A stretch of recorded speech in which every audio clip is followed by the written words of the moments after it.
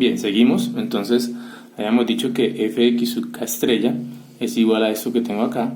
Y entonces lo que voy a hacer es coger ese f de x sub k estrella y reemplazarlo aquí en el límite, ¿sí? En el límite de la integral. Entonces hemos dicho, nuevamente, repito, no importa las particiones, ese límite siempre va a existir, el tipo de particiones que yo tome, ni el tipo de escogencia que yo realice, ni la escogencia del x sub k estrella que yo realice. Entonces en este caso voy a seleccionar el c para cada subintervalo que me garantiza el teorema del valor medio. Entonces eso es lo que voy a hacer. Entonces cojo ese f de x sub k estrella y lo reemplazo en el límite. Entonces ¿qué me va a dar?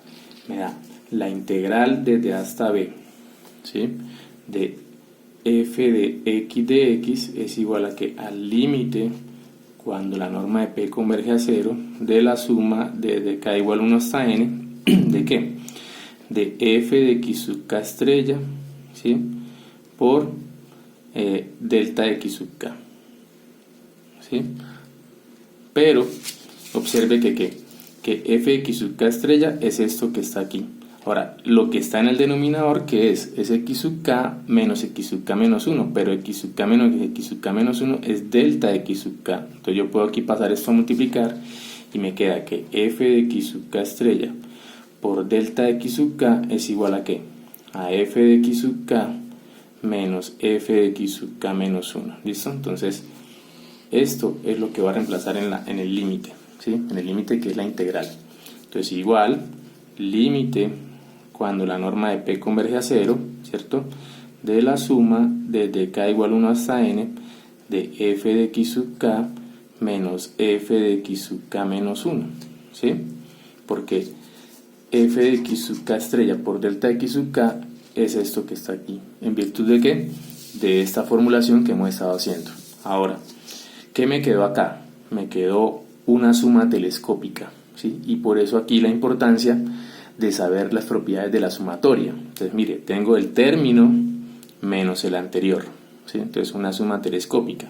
Y como ya sabemos de las propiedades de sumatoria, ¿qué me va a dar esta suma? Esta suma me va a dar el último, ¿sí? Es decir, f de ¿qué? De x sub n menos el anterior al primero. Entonces, el primero es 1, entonces me va a dar f de ¿qué? De x sub 0. Pero ya habíamos dicho en una clase anterior que x sub n, ¿quién es en la partición? En la partición es el último, o sea, b, ¿sí? ¿Y quién es el x sub 0? El x sub 0 habíamos dicho que era ¿quién? Era a en las particiones, ¿sí? Es decir, cuando tome mi función en el intervalo, ¿sí? AB, habíamos dicho que yo particionaba, ¿cierto? Y el x sub 0 era ¿quién? El x sub 0 era a, y el último, el x sub n, es b, ¿sí? Entonces, volviendo acá, ¿esto qué es? Esto es b. Entonces, límite cuando la norma de ¿qué? De p converge a 0 de b, de f de b, perdón, menos f de a. Y estos son constantes, y el límite de una constante, como ustedes saben, es la constante. O sea que esto que me da f de b menos f de a, que era lo que queríamos demostrar. Entonces, la integral es igual a ¿qué? A f de b menos f de a, donde f es una antiderivada, ¿sí? De la función f minúscula, ¿sí?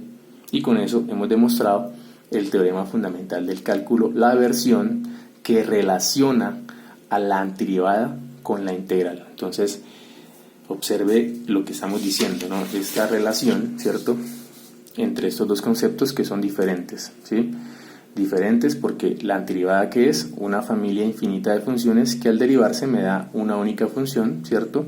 Y la integral vista como ese límite, ¿cierto? Ese límite que vimos en la clase pasada, ese límite especial, que si existe es un número real. Entonces, ¿cómo se relacionan esos dos conceptos?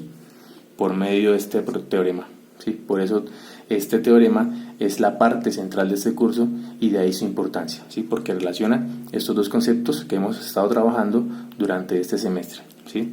Por eso vimos técnicas de antiderivación, porque precisamente el teorema me pide saber antiderivadas, ¿sí? Necesito una antiderivada. Entonces, por eso vimos técnicas de antiderivación. Ahora, hay funciones que no tienen antiderivada. Para ellas no le puedo aplicar el teorema fundamental del cálculo, ¿sí?